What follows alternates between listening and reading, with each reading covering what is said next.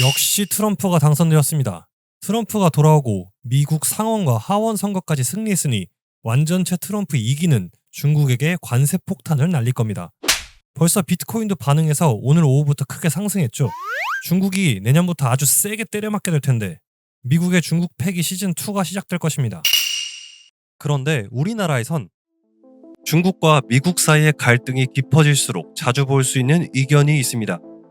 중국 시장이 얼마나 큰 줄 아느냐? 이럴수록 중립을 지켜야 한다. 중국과 멀어질수록 우리 기업들이 돈 벌 기회를 다 뺏기고 국가적으로도 손해를 보고 있다. 이런 이야기. 정말 자주 보았던 의견들이었습니다. 그렇지만 제 머릿속에는 한 가지 의문점이 생깁니다.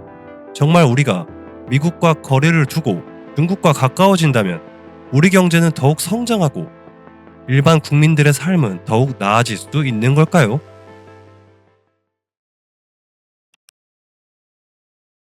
우선 우리가 알아야 할 것은 한국과 중국의 산업 구조입니다. 중국이 단순 공산품부터 스마트폰, 전자제품, 전기차, 인공지능까지 안 만드는 게 없다 하더라도 이 중에서 국가의 운명을 걸고 미래를 위해서 키우고 있는 것은 고부가가치 제조업입니다. 조선, 철강, 제약, 반도체, 배터리, 인공지능 등 미국과의 패권 경쟁에서 반드시 필요한 산업들이 바로 이것이죠. 우리나라는 어떤가요? 우리나라 또한 조선, 철강, 화학, 제약, 자동차, 특히 반도체가 국가 경제를 지탱하는 핵심 산업이 될 겁니다. 중국과 한국의 주요 산업이 꽤나 많이 겹치죠. 이것이 의미하는 바는 한국과 중국은 산업 구조의 유사성으로 인해 궁극적으로는 경쟁 관계가 될 수밖에 없다는 것입니다. 단순히 정치 체제의 문제 때문에 중국과 거리를 두어야 하는 게 아니라 산업 구조 자체가 서로 겹치기 때문에 시간이 갈수록 중국과 한국의 산업은 서로 보완제 역할을 하는 게 아니라 경쟁자가 된다는 것입니다. 미국과의 관계를 보겠습니다. 우리나라의 해외 수출 1위 국가가 코로나 이후 미국이 되었습니다. 미국은 첨단 산업과 소프트웨어에서 확실히 앞서가고 있고 세계를 리딩하고 있습니다. 한국은 제조업에서 미국과 비교했을 때 비교 우위를 갖고 있기 때문에 서로 보완적인 관계를 형성할 수 있습니다. 중국과 한국의 관계와는 엄연히 결이 다르다라고 할 수 있죠. 중국도 조선 역량이 많이 올라왔지만 품질은 한국을 따라갈 수가 없습니다.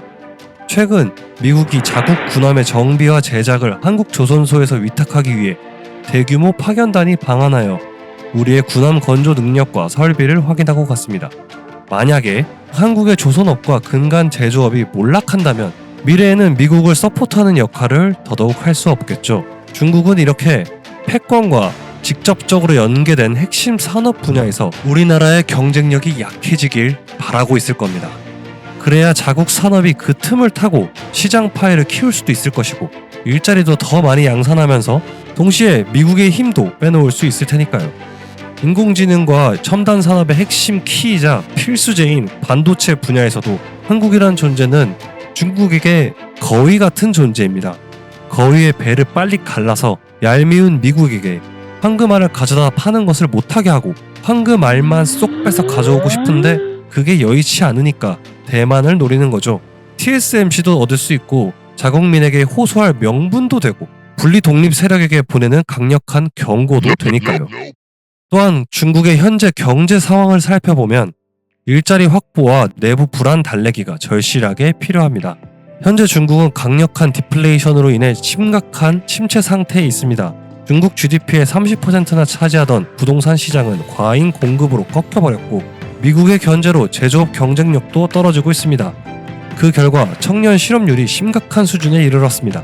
적으면 5천만 명, 많으면 8천만 명의 청년들이 양질의 일자리를 얻지 못하고 파트타임 알바를 전전하고 있습니다.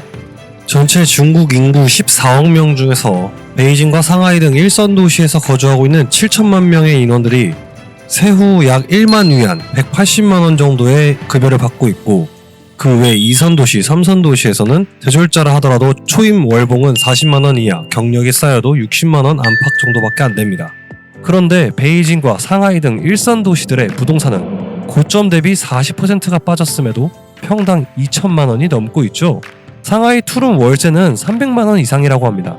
직장 구하기 힘든 청년들은 모두 메이투한 배달부가 되어 라이더 일을 합니다. 20대 여학생들은 스마트폰 삼각대를 세워놓고 라이브 방송을 합니다. 한두 명도 아니고 수십 명의 젊은 청년들이 할 일 없이 춤을 추는 광경은 정말 기괴하면서도 애처롭게 보이죠. 턱없이 부족한 일자리와 적은 소득이 낳은 결과일 겁니다. 중국은 국가 역량을 총동원하여 첨단 산업을 밀어주고 있습니다. 그러나 첨단 산업은 일자리 창출 효과가 미미하죠. 서비스업은 일자리는 많이 만들어내지만 소득이 낮고 대우가 열악할 수밖에 없습니다. 이런 상황에서 중국 정부가 통치를 강화하기 위해 양질의 일자리를 비교적 많이 생산하는 제조업에 눈독을 들이는 것은 당연한 수순일 겁니다. 이쯤에서 한국의 제조업 사례를 보죠. 울산 현대자동차 공장, 평택 반도체 단지, 포항 포스코, 동탄 신도시와 같은 곳이 어떻게 생겨났는지 생각해 보시죠. 제조업 산업이 흥하면 대량의 일자리가 생기고 양질의 일자리는 활기찬 도시를 만들어 상권과 부가적인 일자리를 다시 만들어냅니다.